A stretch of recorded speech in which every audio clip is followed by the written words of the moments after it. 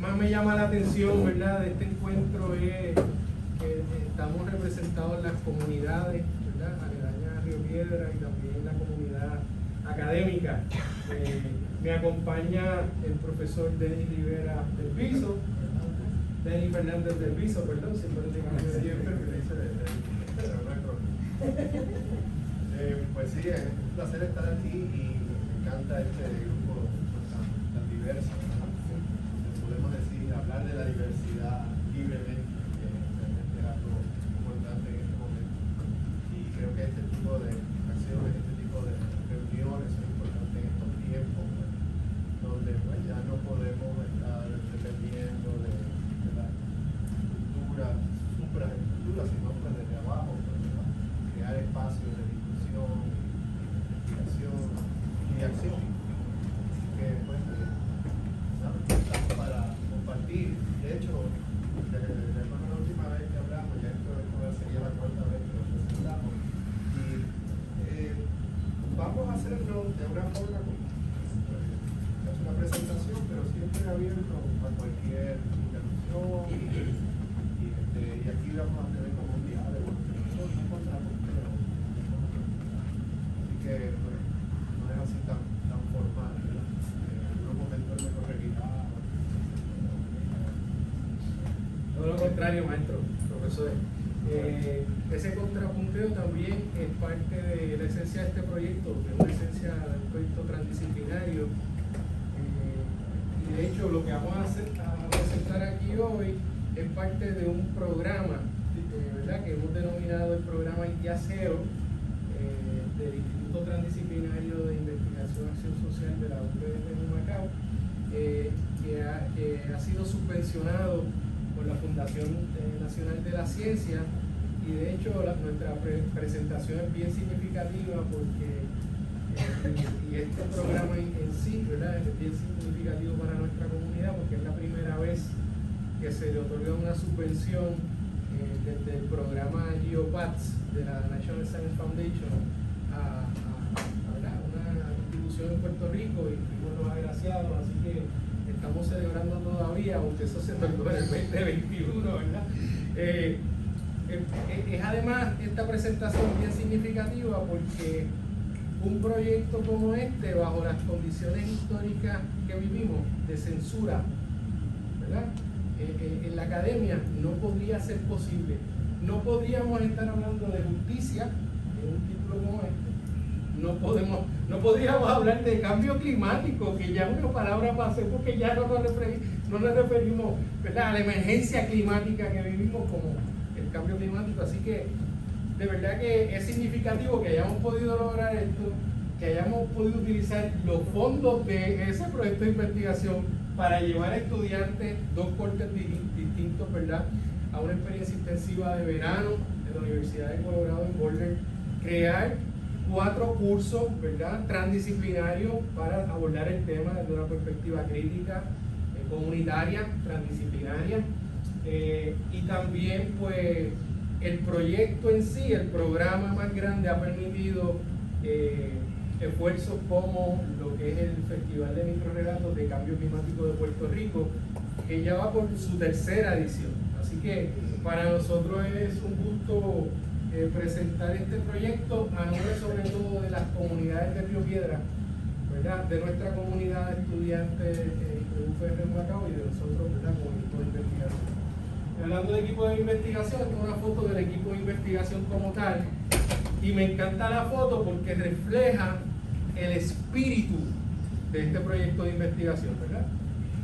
La composición de este equipo es totalmente intergeneracional. Tenemos estudiantes de distintos programas de la Universidad de Puerto Rico en Humacao. Tenemos gente de la comunidad, ¿verdad?, representada en la agrupación Guardarrío, y somos dichosos de tenerles aquí hoy. Y también pues tenemos un equipo de profesores transdisciplinarios que a lo largo de 4 años hemos podido establecer un diálogo bien directo a través de este proyecto de investigación. Alejandro, quisiera que nombrara por nuestra 3ª colega. Gracias por, si quieren, adelante. La colega Iberis Rodríguez. Rivera Rivera Bonilla. Me contagiaste, Rivera Bonilla, que es profesora también del departamento de INAS sociales allá en Macao, y pues ella ha sido realmente nuestra líder de coordinación de actividades. Es una persona que pone orden. En este momento está pues haciendo su trabajo, ¿verdad? Como un grupo. Ya está en Colombia, está regresando hoy precisamente. Un grupo de estudiantes también, un curso que no podíamos dejar sin nombrarla. Claro, entonces directamente este proyecto de investigación del que vamos a hablar ahora es resultado de una colaboración entre la organización Guardarrío, aquí presente, y la Universidad de Puerto Rico en Humacao. Así que me gustaría pedirle a Cintia que ella misma sea quien diga qué es Guardarrío, ¿verdad? Cómo surge Guardarrío, para entonces establecer el resto de la presentación. ¿Saben dónde es University Gardens y Jardines Metropolitanos? Al ladito, ahí cerquita, al lado del Río Piedras. ¿Conocen el Río Piedras? ¿Verdad? Y ya que estamos hablando más de él, antes alguna gente ni se daba cuenta. Ese Caimito, Sí, una de las partes más altas de Caimito, y la parte. Te puedes parar, que yo sé que a ti te gusta la actividad. Ponle tiempo, Ricky, porque no presentas. Digo las tres. Comienza la parte alta de Caimito y por aquí Upey, y entonces están todas sus veguitas aquí las cuidas, ¿verdad? Y esta es la cuenca, la forma de la cuenca del río Piedras, que desemboca finalmente en la bahía. El río, desde que tenemos conciencia, siempre se llamó así. El que no se llamaba así era el pueblo, ese cogió el nombre del río después. Y entonces son 24 millas cuadradas de desagüe y casi imita la forma del municipio de San Juan.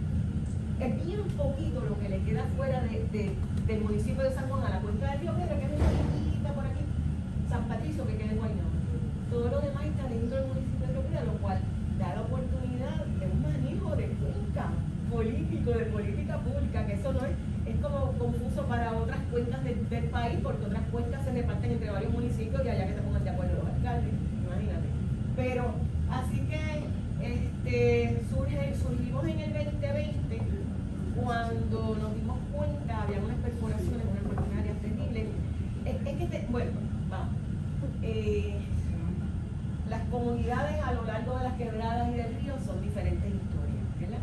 Y ni sabíamos que estamos conectados. Ahora más que nunca nos vamos dando cuenta que lo que pasa allá reverbera acá, que el río es un solo cuerpo vivo, que depende de lo que pasa biológica y física y químicamente allá y acá allá de lo que pasa acá de lo que pasa allá, que las especies no nos enseñan, que las especies nativas de peces y camarones, si no tienen un río en el que pueden migrar, mueren.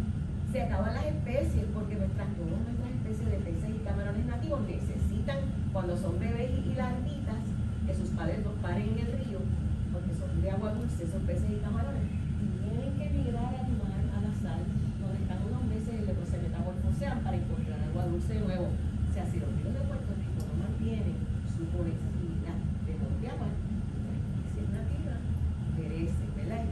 Esa conciencia no la sabemos. La saben los biólogos, pero no han llegado a la comunidad. Por eso estas cosas son tan importantes. Academia, comunidad. Y entonces política pública queda pendiente, ¿verdad? A ver si se influye de esa manera. Así que nosotros somos de aquí. Quebrada Buenavista, estamos en el 5. Por aquí está la Quebrada de Buenavista. Por aquí somos nosotros. Y nuestra Caracas, ¿verdad? Qué bueno que nosotros, aunque estamos en el llano aluvial y nos pueden afectar las inundaciones del río, pero es que obviamente no es que un río se atrevió a pasar por la ciudad, es al revés, ¿verdad? Así que ese llano aluvial, el río alguna vez se salía, por eso esos terrenos son llanos infértiles. De todas maneras, donde vivimos nosotros en Jardines Metropolitanos y University Gardens, que somos vecinos opuestos del río, tenemos una franja verde que está arbolada, es un bosque maduro secundario, sumamente biodiverso. Yo vivo ahí desde 1960, claro, me escapé de teenager y egresé de vieja, pero mientras tanto fui guía en el Yunque por 20 años y llego con una apreciación de la biodiversidad y me sorprendí al ver y hacer un conteo de las especies que viven. Es posible que en un área altamente urbana haya tanta biodiversidad, hay que hacer algo. Y de momento nos enteramos en el 2020 que viene una cosa que lo va a destruir, que es la canalización para manejar las inundaciones de las que la gente se queja y que son preocupantes, con un modelo ingenieril que expande el cauce, lo cuadricula, ¿verdad?, en cemento, y la idea es lanzar el agua lo más rápido al océano cuando hay una crecida. Toda la otra existencia, porque eso no ocurre casi nunca, todos los otros días y meses y años de la vida, estamos sin árboles, sin vida, secos. O sea, ¿de qué manera nos beneficia eso? Que no es manejar, es mitigar. ¿Ah? Ellos han dicho es mitigar. Mitigar inundaciones. Exacto. Nosotros queremos manejar. Ellos, su gran proyecto ingenieril, que es una cosa bastante monstruosa para tú manejar, convertir un cauce en una cuneta, hasta desde el mapa, desde donde estamos, desde el jardín botánico, sería donde estamos nosotros, hasta la desembocadura. Así que nos fuimos conociendo, porque no nos conocíamos, los que más caminamos las riberas, porque es un sitio bien atractivo, es un sitio natural bien bonito, es un privilegio tenerlo, es un privilegio que San Juan tenga sitios así. Hay que rescatarlos, hay que hacer más, ¿verdad? Hay que descubrirlos. Pues nos conocíamos de ese relajo. Cuando nos enteramos del proyecto, ahí se cogió la voz y formamos varios. Muchas gracias. Ya vamos a escuchar un poco más de Cintia. Es clave en este movimiento, ¿verdad? En la organización por la Río. Esta foto refleja un poco lo que es el ambiente de nuestro área de estudio, básicamente. El conflicto del río Piedras va más allá de la parte media de la cuenca, que es lo que retrata esta foto, ¿verdad? Pero también dice varias cosas. La foto es excelente. Primero, estamos hablando de una cuenca altamente urbanizada, ¿verdad? Resultado de un proceso, ¿verdad?, de urbanización de la naturaleza bastante caótico, un proceso de ordenamiento territorial incoherente. La ciudad se fue expandiendo y mientras se expandía la ciudad, el Estado permitió que tanto gente individual como ¿verdad?, inversionistas y especuladores hicieran urbanizaciones en llanos inundables de la cuenca, en partes inundables de la cuenca. Y mientras todo eso ocurría y la ciudad y las comunidades de la cuenca evolucionaban, también fuimos dejando un poquito de lado el asunto de la infraestructura, ¿verdad?, de las infraestructuras de agua.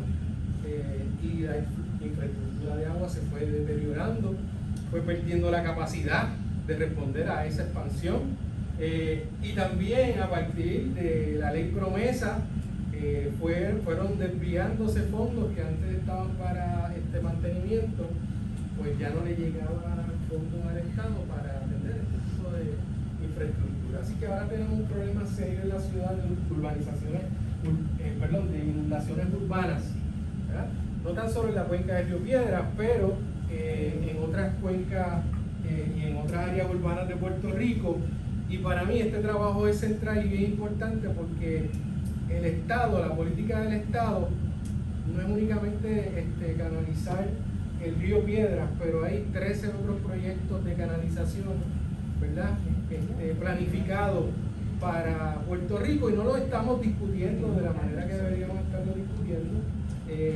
Y no hay datos sobre lo que piensan las comunidades sobre, ¿verdad?, esta propuesta de canalización. Así que en ese ánimo y partiendo de la premisa de que la comunidad tiene el derecho de, ¿verdad?, pronunciarse en torno a estos asuntos, es que desarrollamos este proyecto de investigación, ¿verdad?, con Guardarrío. Así que para un poco entender el conflicto de agua en el río Piedras y en qué consiste, nos parece que es importante, ¿verdad?, en una línea del tiempo que ubique los momentos más importantes en esa evolución del proyecto. En 1978, el gobierno de Puerto Rico le pide al cuerpo de ingenieros que evalúe distintas alternativas para atender el problema de las inundaciones urbanas, que ya está ocurriendo, ¿verdad? Y está ocurriendo más allá de la cuenca del Río Piedra. Entonces, luego, en el 84, se realiza una declaración de impacto ambiental para evaluar las distintas alternativas, y ahí el cuerpo de ingenieros del Ejército de los Estados Unidos concluye que la solución más viable para mitigar las inundaciones es la canalización del río, ¿verdad? Y esto es bien importante porque este es el único momento histórico en el que ocurren vistas públicas formales en torno al proyecto, ¿verdad? Así que el proyecto se autoriza en el 86, en el 95 comienza la construcción, pero no se materializa la mayoría de las etapas del proyecto. Se queda en veremos, ¿verdad? Ocurrieron varios procesos de evaluaciones ambientales que son menos rigurosas que una declaración de impacto ambiental, y en todos esos procesos la apreciación del cuerpo de ingenieros de los Estados Unidos es que el proyecto no iba a causar impacto significativo a las comunidades, y lo repite cada vez que usted ve los FONSI.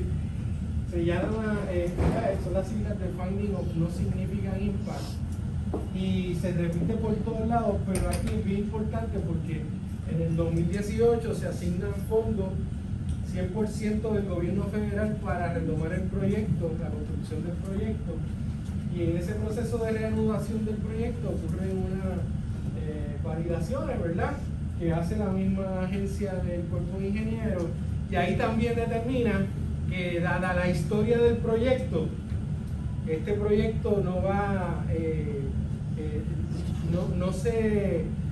no se va a percibir que este proyecto va a tener controversia alguna o controversia significativa en las comunidades aledañas. Y un poco el argumento que queremos presentar aquí es que esa aseveración la hace el cuerpo de ingenieros sin tener los datos, sobre todo datos actualizados de qué es lo que piensan las comunidades al respecto. Es dudoso que esas vistas públicas que ocurrieron en los 80 fueran verdaderamente anunciadas. Mis padres hubieran ido, mis padres están al lado del río, hubieran ido a las vistas públicas. Ellos nunca, siempre estuvieron ahí desde 1960 en adelante. Ellos nunca supieron nada. Así que la mayor parte de los vecinos no sabían nada de Carlos, y han cambiado las generaciones. Ahora sí que es un punto de ayudar, ¿verdad? Pero a saber Dios cómo manipularon, o sea, esto verdaderamente son el tipo de forma que el gobierno, el tipo de manera que impone los proyectos, sea por debajo de la mesa, o sea, mira, en tu cara y no me importa lo que tú digas. Estamos apenas comenzando, ¿verdad?, a presentar los hallazgos de la investigación, así que voy un poquito más rapidito para que podamos conversar. El proyecto de investigación tiene 4 objetivos, ¿verdad? Primero, documentar la relación de la gente de esas comunidades de la cuenca media. Yo no estoy hablando de toda la cuenca, sino de 3 comunidades en particular: Jardines Metropolitanos, Villa Nevares, ¿verdad?, y University Garden, que fue donde hicimos el trabajo de campo. Así que queríamos documentar la relación de esas comunidades con el río, queríamos tener su perspectiva sobre las inundaciones y la experiencia de las inundaciones, y también un poco documentar qué pensaban sobre el proyecto de canalización, y además sobre el proceso de participación ciudadana, si alguno, ¿verdad?, vinculado a este proceso de retomar el proyecto de canalización. Entonces, el trabajo combina lo que es la justicia hídrica con la investigación, acción participativa, y también la geociencia, ¿verdad? Y hemos aprendido muchísimo en el trayecto con Denis de esto, así que no me voy a detener mucho, pero me gusta esta definición o explicación que sale de un trabajo que hemos hecho Coral, Eliezer, otras colegas que aquí no están, yo, y para hacerla accesible, ¿verdad? La justicia del agua es un marco para examinar críticamente asuntos relacionados a la gestión del agua, ¿verdad? Partiendo de la premisa de que esa gestión se da de manera desigual. Así que hay unos grupos que sufren más injusticias del agua que otros, dependiendo del contexto, ¿verdad? Y vamos a hablar en específico del caso de Río Piedra. Pero lo que más me gusta de esta definición es que la justicia del agua también busca promover, co-construir con las comunidades de manera colectiva procesos para dar alternativa a esa gestión convencional de las aguas a partir de acciones de solidaridad, colaboración, ¿verdad? Que profundicen en la democracia directa y en procesos que promuevan la equidad en la gestión de las aguas.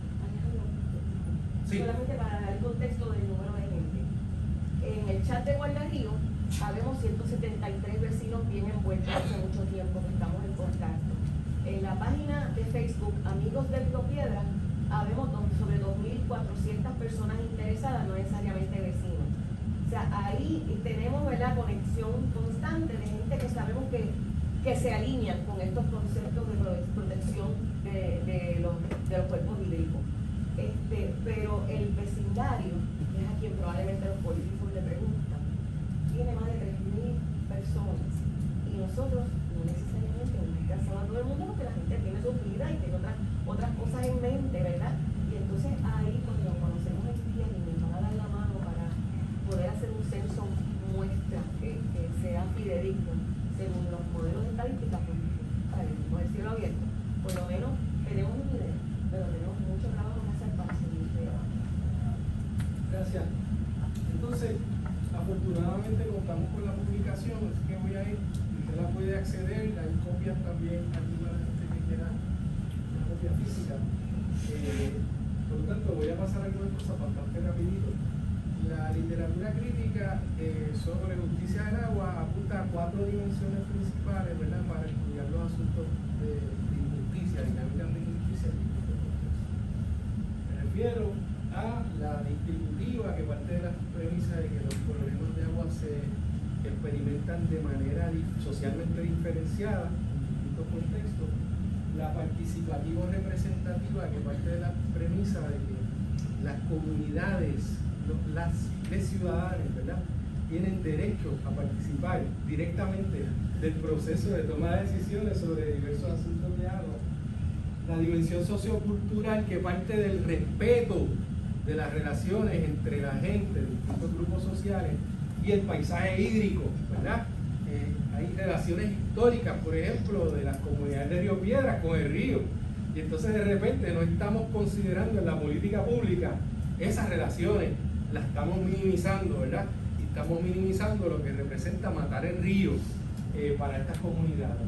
Y por último, la socioecológica, que tiene que ver con el derecho también de los derechos de la naturaleza, los derechos de que la naturaleza pueda coexistir con los seres humanos y que podamos respetar el ciclo de vida de la especie y que también podamos valorar la naturaleza, el río, más allá de los esquemas que provee, ¿verdad?, el mercado y los procesos de mercantilización que a veces reducen los asuntos de agua a los asuntos transaccionales, ¿verdad? Así que, pasando a lo que ha sido el proyecto de investigación acción participativa con las comunidades y con el grupo Guardarrío, este diagrama asocia 2 cosas.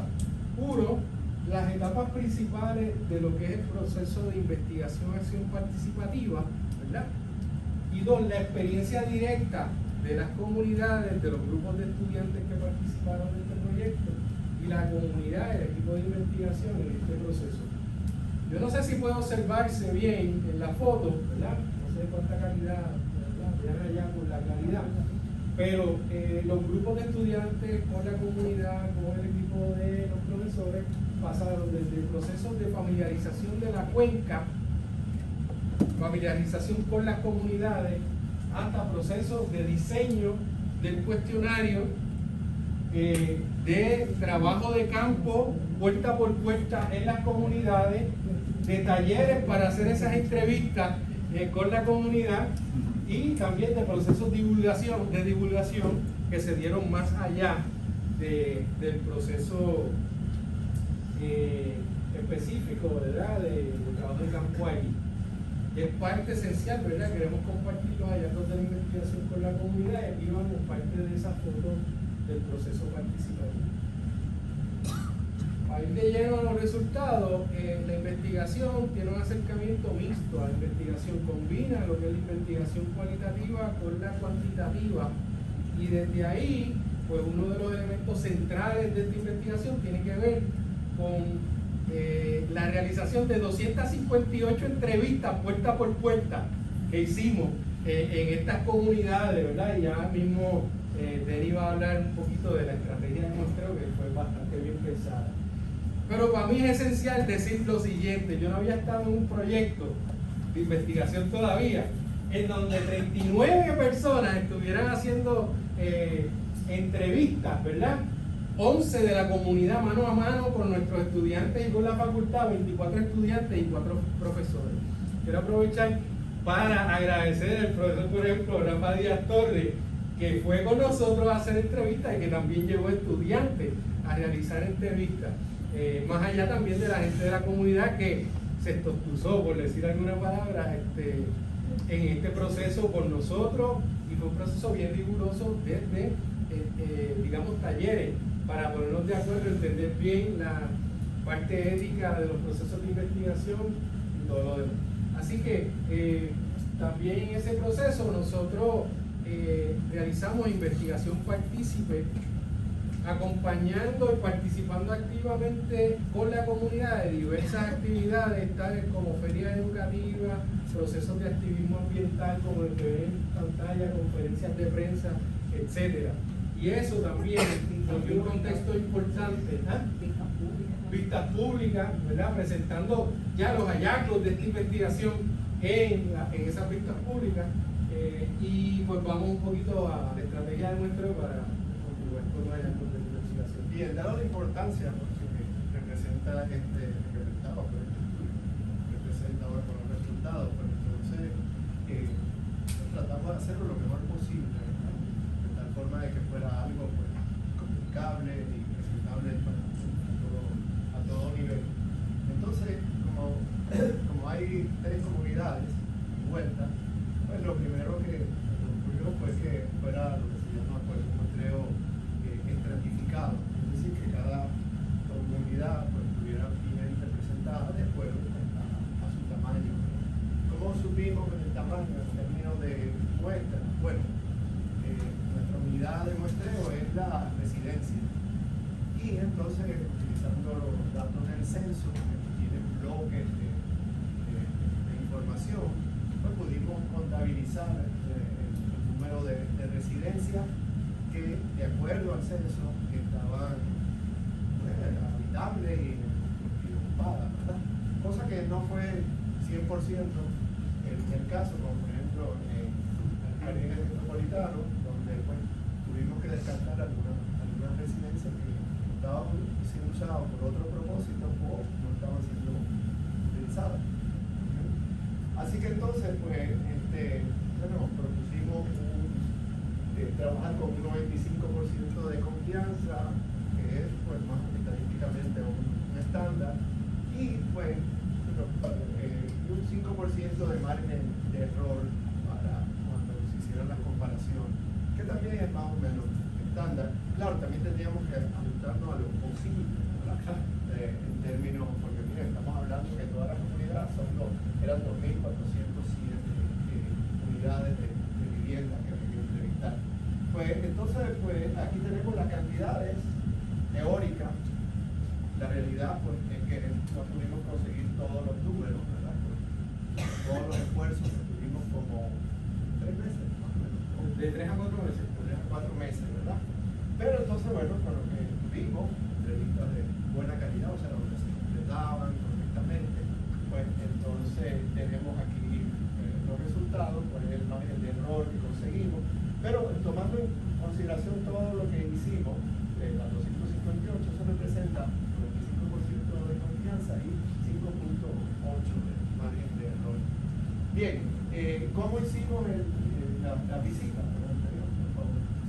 Pues también con un programado, ¿verdad? Facial, colocamos puntos al azar dentro de la cantidad de puntos, pues, de acuerdo pues, a lo que nos daba el muestreo estratificado. Claro, ir a esos puntos directamente pues no era algo pues, factible, así directamente ir a esa casa. Entonces lo que decidimos es ver dónde caían esos puntos, en qué calle caían. Entonces decíamos, bueno, aquí en esta calle caen, cerca de esa calle caen 9 puntos. Pues entonces a los que iban a hacer las entrevistas le decíamos, bueno, en esta calle, desde aquí hasta acá, tú tienes que conseguir 9 entrevistas. ¿Okay? Así, al azar, ¿verdad? Caminando. Ahí pues había que... A veces teníamos que ir varias veces a la misma calle para lograr la meta, ¿verdad? Aleatoriamente, pero a la misma calle. Exactamente. Así que entonces pues vamos a ver un poco las estadísticas descriptivas. Sería la próxima. 84% son propietarios de las viviendas que pues, tienen que ver con que se establecieron hace mucho tiempo y están ahí en ese desarrollo, la mediana del tiempo de residencia dice que entre 15 y 21 años. Esto representa que aunque había mucha gente que estableció en los 60, desde India, sin embargo ha habido recambio también. Y quiere decir que hay grupos de personas también pues, de nueva residencia. Jóvenes especialmente, los jóvenes niños, ahí en muchos de las casas. 75% tienen hogares de una o dos personas. Son familias bien grandes, los cuales también apuntan, retirados. Y eso está también corroborado por el 60% mayores de 56 años y 55% mujeres, 51% jubilados, ¿okay? Todos más o menos concuerdan, ¿verdad? Y el ingreso. ¿Alguien iba a decir algo? Profesores jubilados, sí, ¿verdad? Y de agencias, también de agencias del gobierno. Bueno, entonces el primer objetivo y algo que querían saber los miembros de la comunidad es, claro, ellos aprecian el río, como decía Cintia, paseaban y todo el mundo estaba de acuerdo, pero ¿qué piensa el resto de la comunidad? Ellos no tenían ese contacto concreto. Entonces por eso una de las componentes principales de esta entrevista era ver pues, cuál es la percepción de la comunidad con el río. Entonces, resumiendo, ¿verdad? Pues una de las preguntas era actividades que ustedes hacen en el río y con qué frecuencia. Entonces, pues tratamos de resumir todo eso en lo que se llama un mapa de calor, donde aquí tenemos pues, las diferentes actividades según información, ¿verdad? Previa de los miembros de la comunidad dicen que observan que se hace y la frecuencia, o sea que para cada actividad, mientras más estamos acá, es que con más intensidad se hace esa actividad y podemos ver que pues, contemplar la naturaleza, caminar, la observación de aves, el esparcimiento, relajación, hacer ejercicio, es bien diversa, actividades muy diversas para todos los grupos, ¿verdad? Diferentes personas y lo hacen por lo menos entre 20 y 30% 2 o más veces por semana. O sea que ya vemos que el río pues, y el paseo, el bosque al lado del río pues, es de gran importancia para es decir que su protección, o sea la pérdida de ese espacio es algo fuerte para la comunidad, para un buen grupo de comunidad. Entonces ¿qué valoran aparte de las actividades, qué valoran de ese lugar, de ese bosque al lado, de esa ribera del río? Pues lo principal, la naturaleza, los árboles, con todo lo que proveen, ¿verdad? Sombra, oxígeno, el sitio para la fauna, un mejor ambiente comparado, ¿verdad? Con un ambiente urbano, citadino, normal, agua, y agua en diferentes sentidos, pues, ¿verdad? Que el sitio provee agua, el río está ahí, hay un pozo, hay un pozo hincado que pues, en situaciones de emergencia puede ser utilizado. O sea, hay servicios ecológicos importantes. ¿Okay? Se hizo un estudio también sobre servicios ecológicos, porque también un dato que tenemos. se presentaba. Y si me permite, la pregunta que realizamos fue cuáles son los beneficios que tiene Río Piedra para ti y las comunidades, ¿verdad? Y es interesante que el 86% de los entrevistados reconocen el valor cultural y ecológico de Río Piedra, ¿verdad? Lo que hicieron fue evaluar sus discursos a partir de un análisis cualitativo, ¿verdad? Les realizaron de palabras y estas palabras en el programado especializado están vivas, así que examinamos el discurso específico y miramos a tres elementos centrales que bien menciona Denny: el elemento de reconocer que el río es importante para el control de temperatura, de brindar oxígeno, etcétera. Pero en segundo lugar, en términos de cuánto se repetía este elemento en la respuesta, está el asunto estético. La gente valora el río simplemente porque es bello, ¿verdad? Por su apreciación estética, y eso es importante reconocerlo. Además, el tercer punto tenía que ver, ¿verdad?, precisamente con el asunto de agua, para el manejo tanto de correntías como sequía. Exacto, porque el manejo de correntía está muy relacionado con la presencia de agua. Es decir, que el agua no cae de golpe cuando hay fuerte precipitación, sino que va bajando por el tronco poco a poco, y eso pues evita la inundación. Y esta es una cita que Una foto, más bien lo que quería era, no sé si todo el mundo conoce Río Piedra y ha podido ir al río y verlo, ¿verdad? A veces el río no se ve desde las calles, ¿verdad? Y es hermoso, ¿verdad? Cuando uno puede acceder al río directamente, pues eso entiende de lo que estamos hablando. Ahora voy a entrar en el análisis de la información recopilada sobre el segundo objetivo, la percepción sobre las inundaciones. ¿Por qué? Porque cuando nosotros usamos la palabra inundación, ¿verdad?, tenemos una connotación negativa. Las inundaciones, historia, ¿verdad?, fue la base del desarrollo de grandes civilizaciones, Mesopotamia, Egipto, China. Cerca de los ríos se inundaban, fertilizaban las vegas del río, se sembraban y luego se volvía esa zona. O sea que la inundación, pues, en nuestro caso, ¿verdad?, por el crecimiento urbanístico, entonces proceden, pero proceden ya con un terreno pues, alterado, ¿verdad? Y entonces pues, ahí se crea un problema. Y ese control de esas inundaciones, ¿vale?, es lo que utiliza el cuerpo ingeniero como punto de partida, que es la prevención y el control de esas inundaciones. Pues eso esa debe ser la solución. Porque pues, cuerpo de ingenieros pues traen soluciones prácticas también, ¿verdad? Y lo que hay aquí también entonces preocupa es que el cuerpo de ingenieros ahora tiene una división de soluciones basadas en la naturaleza. Y una de las peticiones que hace la comunidad es, pues mire, ok, hay un proyecto, pásenlo a esa división y revisen el proyecto anterior. Y, ¿verdad? Eso, claro, porque hay una diferencia en dinero. Esa es la... Todo el derecho se le echó. Y además, el gobierno de Puerto Rico les ha limitado el campo de acción. Atiéndeme el cauce. No le dijo, coge la cuenca entera y mira a ver qué puedes hacer para mitigar. O sea, el gobierno de Puerto Rico, en el fondo, es el culpable de todo esto, básicamente. Bien, entonces los resultados.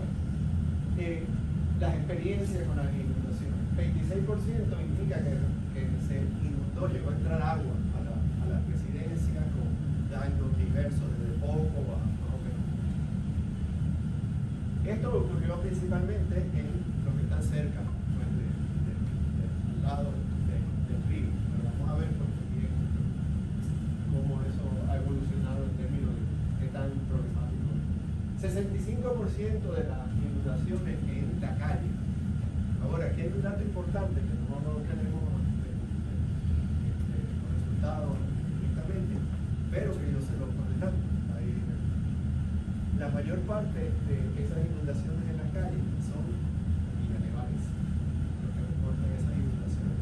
Y Villanevales no está al lado del río. ¿Okay?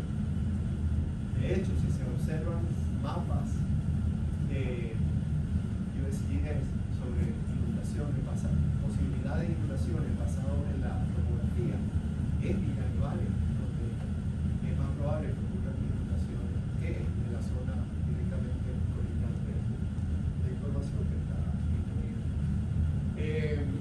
canalizada en Villarreal. Y en Villarreal la quebrada está canalizada. Y tienen una serie de problemas de desborde, de mal manejo, de daño de la infraestructura. Entonces eso hace preguntar, ¿van a hacerlo acá y quién va a mantener eso? El municipio va a mantenerlo. ¿Qué da es? Y a todo el mundo se va a echar para el lado, ¿verdad? Así que ya eso es una preocupación, que canalicen y después quién va a mantener. Bien, entonces, hablando de esas inundaciones, ¿verdad? ¿Cómo perciben qué perciben los datos que proveen los residentes sobre las causas principales de esas inundaciones? Y la mayoría se relacionan con eventos atmosféricos extremos, que a su vez no son los más comunes, ¿verdad? De hecho, durante el periodo de 1980 hasta ahora, que fueron las fechas donde recordaban o dieron información los entrevistados, pues hay dos grandes eventos. Uno es pues María, pueden ver aquí, y un evento en el 99 que nos dio un montón de problemas al saber exactamente cuál era, porque simplemente no decían la inundación de San Gil. Parece que es el huracán Lenny. Es Lenny, exactamente. Viendo datos históricos, lo que pasa es que Lenny inicialmente no lo asociaban porque Lenny no pasó por Puerto Rico, pasó por el sur de Puerto Rico, pero se estableció debajo de Vieques durante un tiempo y produjo una gran cantidad de lluvia que llevó pues, entonces a las situaciones de emergencia en Puerto Rico. Como estamos conectados, donde llovió fue Caimito, porque acá abajo estaba seco. Exacto, sí, exacto, no vio más falta acá. Entonces también pues las lluvias, ¿verdad? Con eso falta de mantenimiento es alta la tensión. En el 98 ya se había desarrollado Montelledra, que había hecho un corte de montaña y una deforestación, un movimiento de terreno y relleno horrible que taparon la quebrada Chiclana. Esa inundación del 99 tuvo mucho que ver con la sedimentación exagerada que bajó por el río por las lluvias de Lenny desde Montelledra. O sea, Montelledra era altamente responsable por eso. Lo que se le llenó a la gente de la casa era más bien fango. Este es un gran ejemplo de por qué las investigaciones, y hablo yo como científico, ¿verdad? Que estoy acostumbrado normalmente, no, que quiero estudiar esto, y bueno, voy a estudiar, y que saludo a la gente, y que sí, ¿cómo están? Pero hay información que tiene la gente que puede ser más valiosa que mis mediciones de las plantas y de los árboles. Porque me pueden decir, no, pero es que eso lo plantaron. Con razón, esto está acá. Así que estoy aquí haciendo un paréntesis de por qué yo pienso que este tipo de investigación son importantes, cuando se incorporan a la comunidad, que es lo que no se hace mucho anterior. Porque quiero aquí que fíjense, 17 menciones son los que hablan de que el río se salió de su cauce, ¿ves? Frente a 71 que hablan más de, y 65 que hablan más de la lluvia como la causa de la inundación de sus casas. ¿Okay? O sea que no es mucho menor. Y siempre están relacionadas cuando hablan del río que se sale de su cauce, en la mayoría de los casos, yo recuerdo, está relacionado también con taponamiento, con material que ha bajado de la cuenca hacia arriba. Bien. Estoy dando unos tiempos, vamos a tener que contarlo. Hay un par de cosas aquí, pero esta yo creo que es importante. Ok, aquí hay un dato importante. Si la leímos, 65%. Este es un dato que a mí me parece importante. El 3% indicó que había experimentado o habían visto en la calle salida de agua sanitaria. Entonces, uno se pregunta, el sistema de agua sanitaria no está conectado con el río, no está conectado, o sea, eso va a otro sitio, ¿sabes? O sea que ahí es una prueba, un ejemplo de cómo otros sistemas, otro mantenimiento de otros sistemas son los problemáticos, no necesariamente, ¿verdad? Checárselo todo aquí. Ok, estas pues son frecuencias de inundaciones en la calle, que son bastantes, no se reportan. Ok, esta parte es importante. Medidas para manejar las inundaciones de la residencia. O sea, estas son personas que fueron afectadas o que pudieran ser afectadas y entonces piensan, bueno, pues mira, vamos a pobrecito, vamos a defenderlo. No, ya la comunidad tiene soluciones, pueden hacer, ¿verdad?, actividades, medidas para controlar las inundaciones, que no son cosas extremas, simplemente pues, poniendo barreras protectoras, sacos de arena, etcétera, ¿verdad? Así que aquí pues pueden ver cuáles son algunas de esas medidas. Lo que quiero decir con esto es que a la hora de ver, tenemos un problema de inundaciones, tenemos un río que apreciamos mucho. Mira, ayúdennos a tener medidas de prevención, y nosotros nos quedamos aquí y mantenemos nuestro ambiente. Denny, a mí me parece que un hallazgo importante de la investigación tiene que ver con la correlación entre la experiencia de las inundaciones y lo que para la comunidad es importante como medida de trabajar con esas inundaciones, ¿verdad? Ya hablamos de que hay un % grande de la comunidad que sufre inundaciones en su vida cotidiana, ¿verdad?, que afecta su día a día. Pero a pesar de eso, cuando le preguntamos a la gente cuáles son las soluciones que usted daría al problema de las inundaciones, la que llega en primer lugar, bastante en primer lugar, con 124 menciones, tiene que ver con el mantenimiento de la infraestructura de agua. Y eso es un dato interesante, ¿verdad?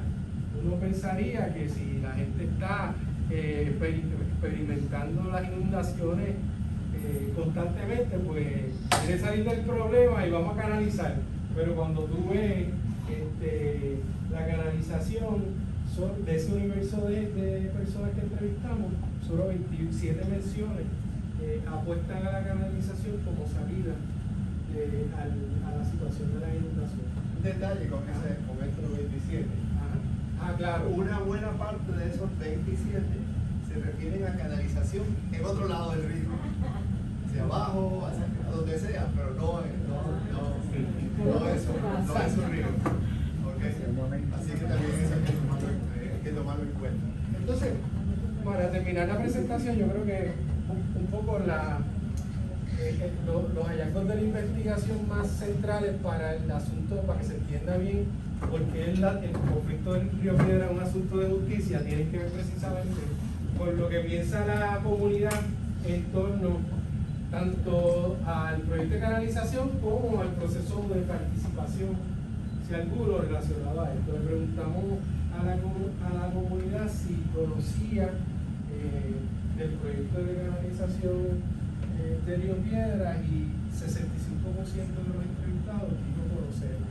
El proyecto, cuando evaluamos un poco los discursos en torno a lo que conocen del proyecto, nos percatamos que hay lagunas, ¿verdad?, sobre información importante del proyecto, y también esas lagunas pueden estar conectadas con la falta de información que el cuerpo de ingenieros, ¿verdad?, como estrategia también presenta la información de manera fragmentada, y a la comunidad se le hace bien difícil entender el proyecto en toda su magnitud. Entonces, interesantemente, cuando preguntamos si tenían preocupación sobre el proyecto, una abrumadora mayoría de los entrevistados tiene preocupaciones con respecto al proyecto, y las preocupaciones principales son primeramente que el proyecto se materialice, ¿verdad?, que se destruya el ecosistema del río, ¿verdad?, que no resuelva la situación de fondo. Entonces, un poco la comunidad tiene un saber bien profundo de la situación, ¿verdad?, y de que la canalización, ¿verdad?, para gran parte de la comunidad no va a ser la alternativa para resolver el problema de las inundaciones. También le preguntamos a la gente sobre, ¿verdad?, si estaba de acuerdo o no con respecto al proyecto de canalización. Un 58% de los entrevistados, poniendo las categorías de completamente en desacuerdo y en desacuerdo, apunta a estar en desacuerdo con el proyecto de investigación, el proyecto de canalización. Un 19% de los entrevistados mostró estar indeciso. Está de acuerdo con el proyecto, perdón, y entonces un 23% está indeciso sobre el proyecto.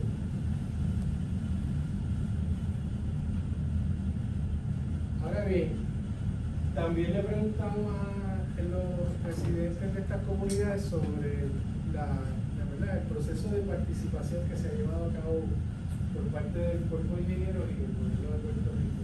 Y ahí encontramos también que cuando uno combina las categorías de completamente insatisfecho e insatisfecho, 74% de los entrevistados están insatisfechos con el proceso de participación ciudadana que se ha realizado, ¿verdad?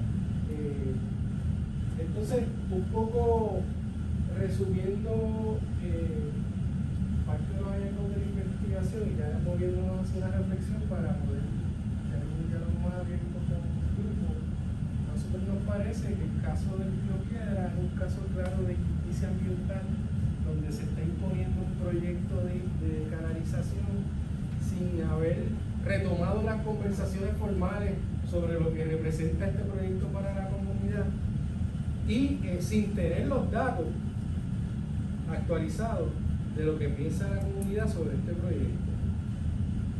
Lejos de, ¿verdad?, la visión que tiene el cuerpo de ingenieros de pensar que este proyecto no va a causar ninguna controversia significativa en las comunidades, lo que demuestran estos datos es que ciertamente las comunidades del Río Piedras no están necesariamente todas alineadas y desean el proyecto de canalización. Así que nos parece urgente, ¿verdad?, hacer ese reclamo de exigirle al gobierno de Puerto Rico que reevalúe su acercamiento, ¿verdad?, con respecto a este proyecto y que también mire otros modelos que están bien cerquita, como los que tenemos en las comunidades del G8, ¿verdad?, el Fideicomiso de la Tierra y el Caño Martín Peña, donde las comunidades, el programa Enlace del Caño y el cuerpo de ingenieros con sus asesores que integran también gente de la comunidad, se están sentando en una misma mesa a diseñar, a trabajar las preocupaciones que tienen y a desarrollar un proyecto que realmente responda a las necesidades de la comunidad. Para nosotros eso, ¿verdad?, también demuestra que se está trabajando con dos varas, dependiendo de la fuerza y de la historia de estas comunidades y su organización, ¿verdad?, política. Así que el nuevo chief local del cuerpo de ingenieros, John Becker, nos dijo, hagan algo como enlace, pero claro, el gobierno no está en esos momentos ahora en ese. claro, así que celebramos poder estar aquí y presentar esta publicación, que hayamos podido integrar a los estudiantes en todo ese proceso. Y ahora, pues, si hay tiempo, disculpen, ¿verdad?, que fue muy largo la presentación, pues me gustaría seguir cambiando ideas sobre el proyecto. Sí, me preguntas. Y yo solamente quisiera comentar brevemente que mientras estuve mirando toda su presentación, no voy a dejar de pensar lo que fue esto históricamente, ¿verdad? Si nosotros vimos la universidad, pensamos que era una gran finca, una industria de leche, ¿verdad?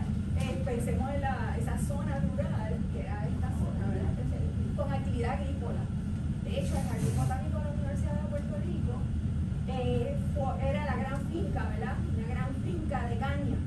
Y además de eso, es precisamente por ser finca de caña y por la enfermedad de la caña, en que surgen estaciones para alimentar agrícola en ese entorno, ¿verdad? Así como el tema del beneficio. El beneficio fue transformando todo este espacio agrícola, rural, hacia uno de urbanizaciones que curiosamente tienen unos nombres poéticos.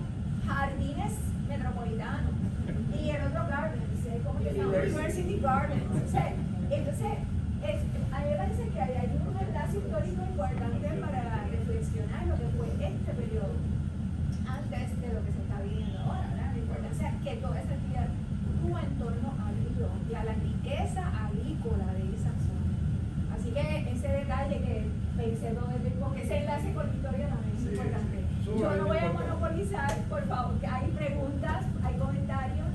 Sí, ¿cuál ha sido la relación de la UPR con El proyecto. dado que la UPR está sobre el río, ¿verdad? La van Sobre estos terrenos a sobre el canalizar río. también. Ajá, el jardín. ¿Cuál ha sido su posición? Ferrao en aquel momento no daba cara. Había unas reuniones bajo la mesa, no nos decían directamente. Alguien. Reuniones del cuerpo de ingenieros con la universidad, Sí. no nosotros.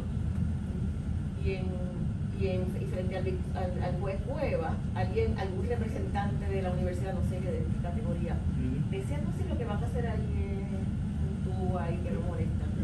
Los asesores legales, Ah, ok. sí, en la vista de...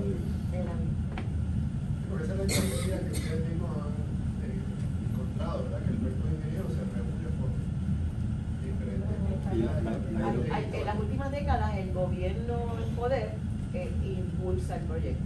No solamente la universidad está encima del río, como indica ella, el Jardín Botánico Norte, que es donde está precisamente la planta piloto de ron y la extensión agrícola y todo eso, por ahí va a discurrir un desvío como parte del proyecto de la quebrada Buenavista. Es que ellos proponen eso, está diseñado y eso está propuesto para desviarse sobre todo ese terreno donado por una sucesión con el único propósito de que sea utilizado para propósitos de educación y de desarrollo de agropecuarios. Un tubo soterrado gigantesco que desvía el agua de la quebrada de Buenavista de Villanevares, que es un sitio más bajo, topográficamente más bajo, a través de estación agrícola, que es más alto, por eso tiene que ser soterrado y profundo, para entonces salir al río, un sitio que tienen que ensanchar y fortalecer para que no se chorro de agua. Sí, ¿verdad? Así que es una locura. Y matar el río realmente. Una locura. Hay una pregunta por ahí. Sí, mi preocupación con esto es que cómo entonces, si la comunidad o ustedes como expertos, porque el problema del río de Río Piedra, si venimos a ver el caso, se extiende por diferentes ríos en todo Puerto Rico, ¿verdad? Tienen problemas similares, se inunda, tengo temor, no sé la información, no sé si estoy de acuerdo o no porque no tengo toda la información completa, o sea, eso es un sentir general de diferentes pueblos alrededor de todo Puerto Rico. Veamos recientemente esta semana las noticias de los tubos donados que estaban flotando y yo decía, ¿cómo es posible?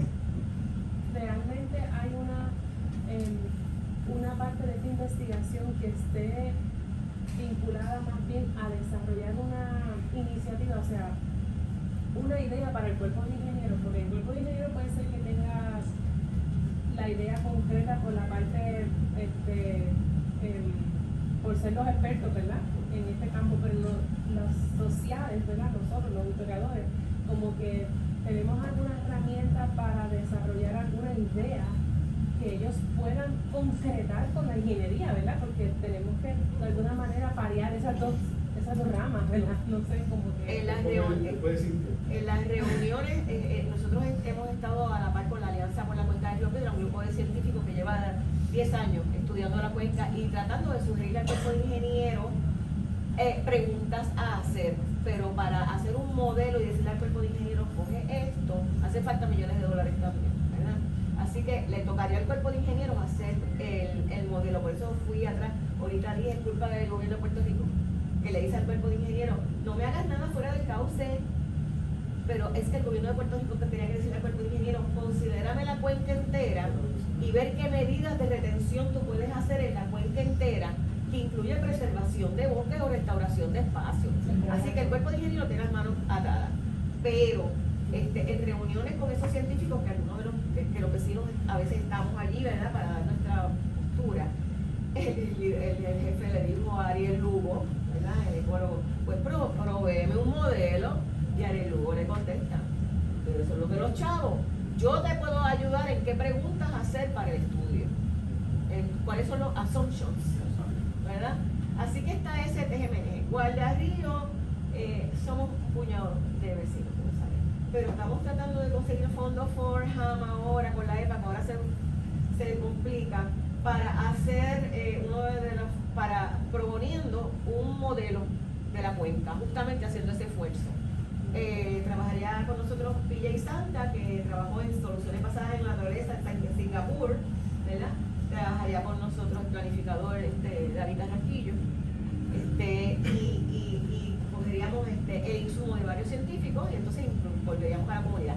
Si se dan los fondos, pues a lo mejor podemos hacer un proyecto así, pero sería costa arriba, pero esa es la idea. O sea, por favor consideren, pero ellos ahora están bien avanzados y nos dicen, no nos moleste poquito, nos van a quitar, si te sigues atrasando se va a hacer todo más caro, queremos acabar de salir de este proyecto que tenemos desde el 84 aguantado. Poco, añadiendo a lo que dice Cintia, yo creo que tenemos un problema serio, complejo, histórico, que responde a distintos elementos, ¿verdad? La sobrepoblación y después los bien puertorriqueños están demandados. Pero me parece a mí que, o sea, nosotros no es que no reconozcamos cuán serio es el problema de las inundaciones urbanas, no tan solo para la cuenca del Río Piedras, sino para Puerto Rico. Lo que pasa es que ya no podemos seguir hablando de un manejo en el término, de un manejo del agua y de un manejo de las inundaciones en los términos que hemos estado hablando, ¿verdad? ¿En qué términos hemos estado hablando? En un término top-down donde la solución, el río se ve como un problema de las inundaciones, no se ve como un cuerpo de agua vivo, no se reconoce una relación del río con las comunidades históricas. Entonces, aquí yo creo que tenemos que empezar a tener otras conversaciones y las tenemos que generar desde los movimientos sociales, porque si esperamos por el Estado quebrado, ¿verdad? Que está promoviendo la desregulación directa o indirectamente, etcétera, no vamos a tener esta conversación porque el debate va por otro lado. El debate va por están los fondos asignados, Y la gente se está poniendo. son 100% fondos federales, vamos a construir esta infraestructura, movemos la economía y nos resolvemos un problema, ¿verdad? Y ese discurso tiene que cambiar, ese acercamiento al manejo tiene que cambiar porque se nos va la vida en ello. O sea, mientras el mundo está repensando su manera de acercarse a la gestión de las aguas, nosotros estamos reproduciendo la lógica de los 30, de los 40, de los 50 y vamos a seguir. En todos los pueblos de Puerto Rico piden canalización, pero dejan que la gente siga haciendo un desarrollo, ¿verdad? Grande al lado del río, que rellenan un llano, quitan una montaña, hablarse de lo que detrás y de momento a llorar. ¡Ay, el río es malo! En la cuenca. ¿Qué pasa? El agua es vida. ¿Qué estamos haciendo? Hay conversaciones incómodas sobre lo que está pasando con las comunidades costeras que se están teniendo que retirar, que no estamos teniendo con respecto a los ríos. Y hay que tenerlo. Porque no podemos seguir sacrificando los cuerpos de agua en Puerto Rico El agua por dulce la es más situación importante que el que agua nosotros salada. mismos causamos. Pero no- El agua dulce es más importante que el agua salada. La visibilidad que se le da a esta situación del manejo de las aguas es opuesta públicamente, ¿verdad? Porque dice que todos los días en las noticias, ahora esta semana, Claro. las inundaciones, ¿qué nos visibiliza esa situación? Que la inundación es mala y que hay que hacer algo contra la inundación y hay que hacerlo rápido. Pues, es lo mismo que nos pasa con la erosión costera. Hay que hacer algo porque el mar se está comiendo la tierra y ¿qué es lo que vamos a construir? Un rompeolas. ¿verdad? Exacto. Nos están llevando públicamente o nos están encajonando a no una discusión ni no una conversación con la comunidad, sino a una solución rápida para que el que tenga que tomar la alternativa quede bien momentáneamente. ¿verdad? Entonces, eso no podemos caer en ese juego, sino tenemos que seguir en la discusión, en la conversación, en la divulgación y en cambiar la tónica de la discusión, porque no estamos ganando ahora, estamos perdiendo, porque el noticiero no nos hace justicia. Oiga, pero ese trabajo tan bueno que usted hace sobre el mandado, convendría que hubiera alguna comunicación como parte de la universidad. Si tú la puedes lograr, si tú puedes, ¿verdad? Ayudar a gestarla, nosotros con mucho gusto presentamos esto donde sea y de hecho estamos bien orgullosos de poder tener datos concretos, bien analizados para presentarle al cuerpo ingeniero, a la universidad, a los organismos que sean necesarios, porque realmente aquí tenemos un asunto bien serio y estamos bien dispuestos. Lo que pasa es que no tenemos los mecanismos, los recursos, ¿verdad?, de las conexiones para llegar a la gente de... Tenemos administración central aquí, ¿verdad? Tú trabajas en administración central. Sí, pero no. No quiere contestar una cosa que otra. Puede perder. Yo quiero. No, lo que pasa es que las funciones que yo hago allí no tienen que ver nada con la parte, ¿verdad? Es más bien otra parte administrativa. Pero yo pienso que quizás, porque como les mencioné, ese problema con el río, yo hasta pensé, pero es solamente el río, no hablan del río, qué sé yo, el de Aguada, el de Mayagüez, el de las inundaciones de Área Blanca, de río, de Mayagüez, de la UPR Mayagüez, que eso es todo. Exacto, y el Yagüez, que se inunda Área Blanca completa y todos los estacionamientos del estudiantado están bajo agua. No hablamos de eso. Pero me llama mucho la atención que nosotros quizás como universidad pudiésemos, en vez de tener un espacio pequeño para hablar de este tema, que sea un anfiteatro y podamos quizás hacer una invitación al cuerpo de ingenieros ¿verdad? Y a otras áreas. Excelente. Y a la administración. Y a la Me gusta administración. eso. Para que eso se dé, ¿verdad? Estudios generales.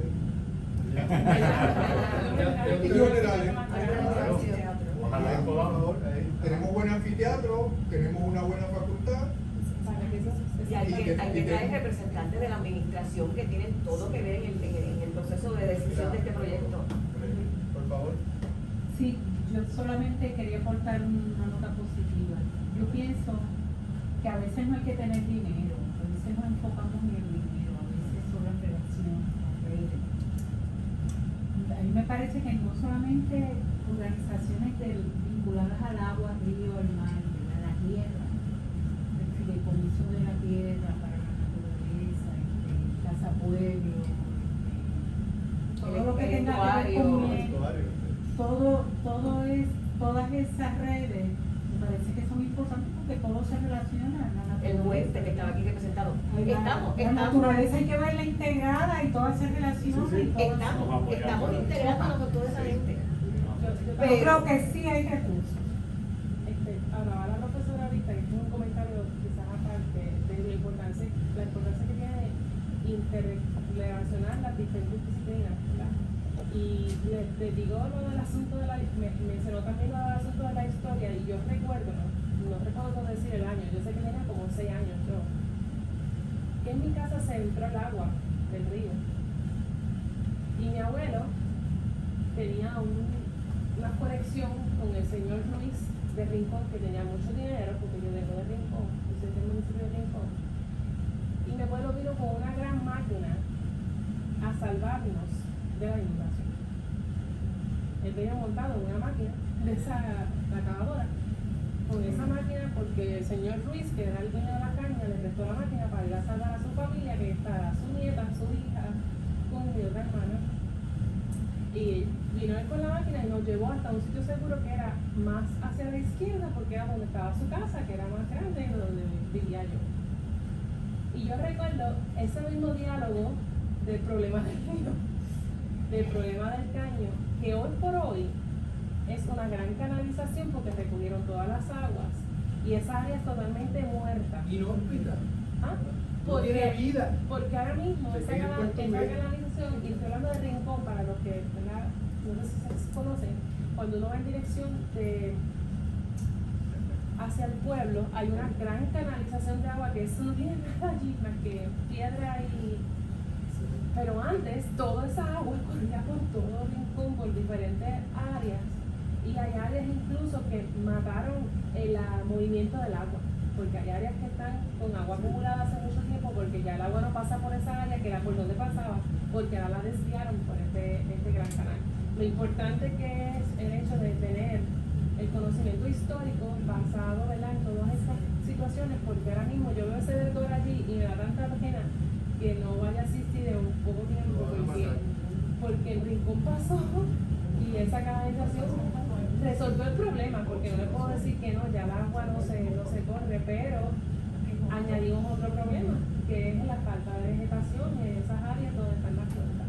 Mira, yo estoy convencido que las respuestas respuestas, las alternativas a este conflicto de agua no van a venir ni del Estado ni del sector privado, vienen de los movimientos sociales. O sea que yo creo que tenemos que insistir en organizarnos mejor, estar más duros, estar más conscientes. Una cosa sencilla que usted puede hacer es llévese la publicación digital o física. Yo tengo una copia del carro, yo le puedo dar estúdiese eso, compártalo, hágalo un tema de estudio en su curso, ¿verdad? Organice una actividad comunitaria y podemos ir también para allá, ¿verdad? Pero yo creo que es esencial que apoyemos a Puerto Río en el esfuerzo de defender el río, ¿verdad? Y uno defiende el río, sabiendo más del río, de las relaciones que tienen estas comunidades con el río, y conociéndolo, compartiendo la importancia que tiene histórica y cultural y todo lo demás. Mientras seguimos dialogando, hay una evaluación bien sencilla que usted puede realizar por vía del teléfono. Le agradecemos su insumo a través de este mecanismo y podemos seguir dialogando en torno al tema. También quiero decir que nuestros estudiantes de ITIACERO desarrollaron un video documental que se llama El Eco del Agua, ¿verdad? La lucha de los vecinos de Río Piedras, y que está disponible en el canal de YouTube del Instituto Transdisciplinario de Investigación y Acción Social, para que usted lo vea, lo comparta y siga la discusión más allá de esta presentación. Lina. Sí, y que si quieren colaborar con Guarda Río, nos reunimos el tercer sábado de cada mes en la calle Galileo, al lado de Jardines Metropolitanos, que allí le damos, yo le digo cariñito a la ribera, que hemos sembrado árboles nativos, y le damos mantenimiento, y todas las manos son bienvenidas, y los corazones no. Hemos rescatado un pedacito, ¿verdad? Y lo hemos resembrado y lo cuidamos para enamorar, ¿verdad? En nuestra táctica, enamorar más a los vecinos de la ribera.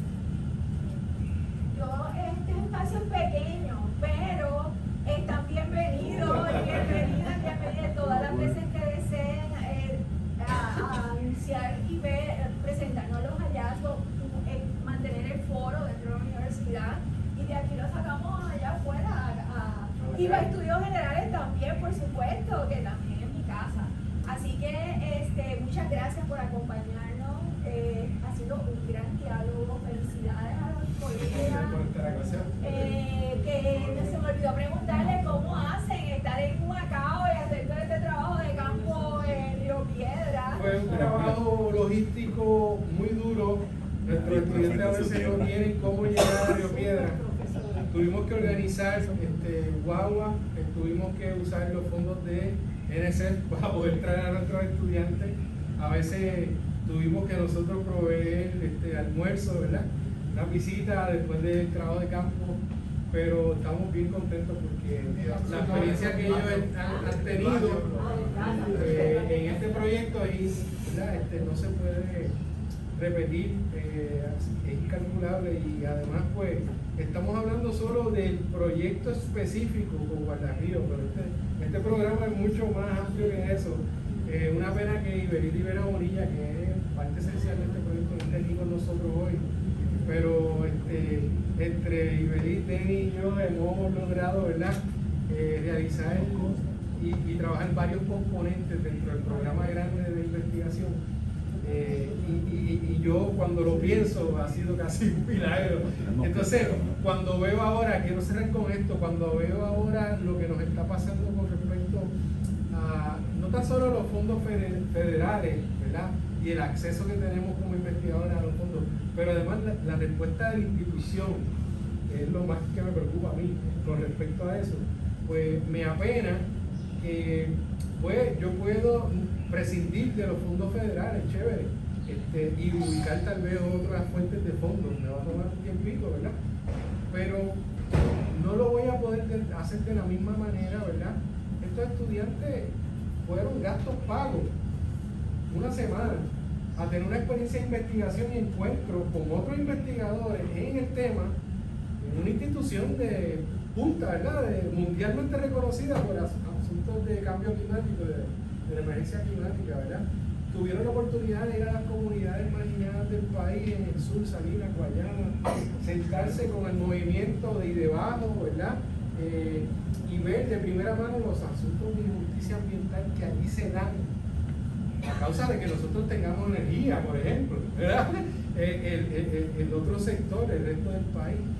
Y verlo y estudiarlo desde una perspectiva transdisciplinaria, combinando en un solo curso y en una sola investigación distintas disciplinas, jóvenes de comunicación, jóvenes de biología, jóvenes de trabajo social, jóvenes de investigación social, de todo.